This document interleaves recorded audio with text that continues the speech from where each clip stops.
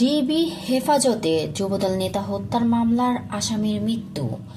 Online desk, সাথে আছে আমি জান্নাত আরা কলি।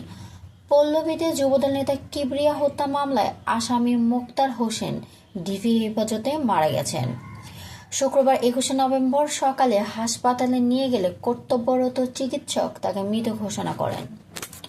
নিহতের পরিবারের অভিযোগ, গতকাল বৃহস্পতিবার রাতে পল্লবী থেকে মোক্তার হোসেন ও তার বড় ছেলেকে হেফাজতে নেয় ডিবি পুলিশ।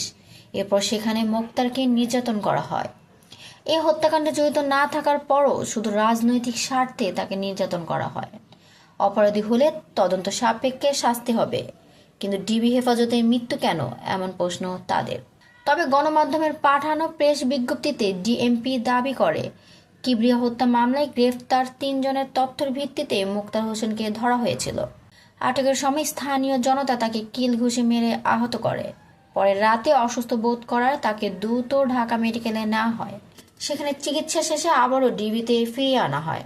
আজ সকালে কোনো সাড়া শব্দ না পেয়ে হাসপাতালে নেওয়ার পর চিকিৎসক মৃত ঘোষণা করেন। এই ঘটনা তদন্তে 3 সদস্যের কমিটি গঠন করা হয়েছে। প্রসঙ্গত, গত সোমবার মিরপুরে পল্লবী থানা যুবদলের সদস্য সচিব গোলাম কিবরিয়াকে গুলি করে হত্যা করে সন্ত্রাসীরা। এই ঘটনায় নিহতের স্ত্রী 5 জন এহেজার নামীয় অজ্ঞাত কয়েকজনকে আসামি করে মামলা দায়ের করেন। পরে সুষ্ঠু তদন্তের জন্য মামলাটি ডিবিতে হস্তান্তর করা হয়।